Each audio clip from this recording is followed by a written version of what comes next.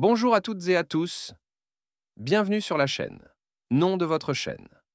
Aujourd'hui, nous allons découvrir ensemble les présidentals de l'AES, leur parcours et pourquoi cette organisation joue un rôle clé au Sahel. Avant de commencer, n'oubliez pas de vous abonner et d'activer la cloche pour ne rien manquer de nos futures vidéos. C'est parti! L'Alliance des États du Sahel, AES, est une confédération formée entre le Mali, le Niger et le Burkina Faso.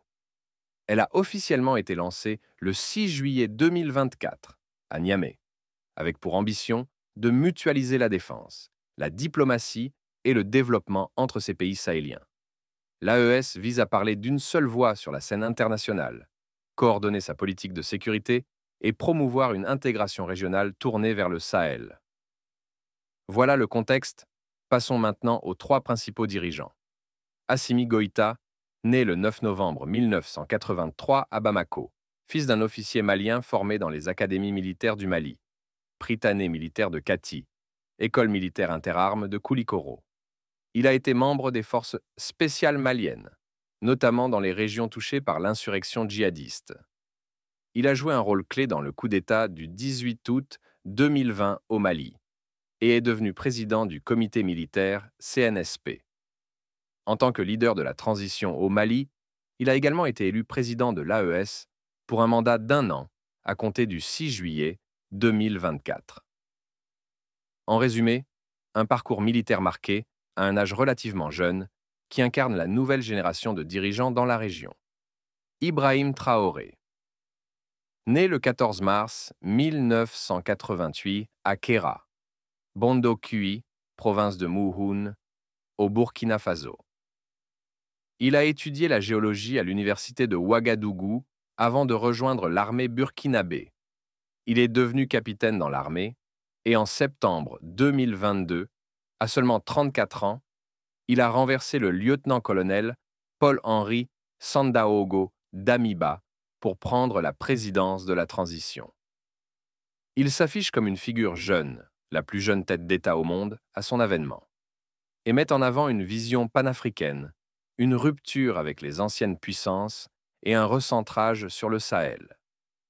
Traoré joue un rôle actif dans l'AES, notamment dans la coordination entre les trois États membres.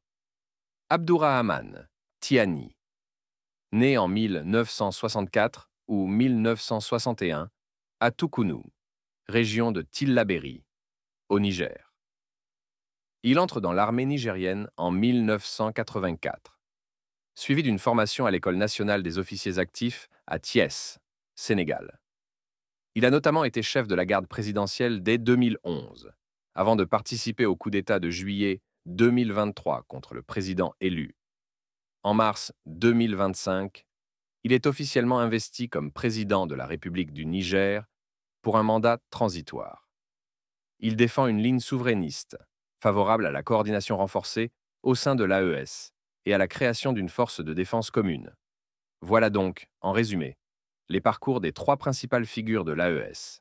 Assimi Goïta, Mali, Ibrahim Traoré, Burkina Faso, et Abdourahmane Tiani, Niger. Chacun d'eux apporte une trajectoire marquée par l'armée, la transition politique et la volonté d'affirmer l'influence de leur pays dans le Sahel. Si vous avez aimé cette vidéo, abonnez-vous maintenant, cliquez sur le bouton s'abonner et activez la cloche. Ça m'aide énormément. N'hésitez pas aussi à laisser un commentaire pour me dire quel leader vous intrigue le plus ou ce que vous aimeriez voir dans une prochaine vidéo. Merci de votre soutien, à bientôt.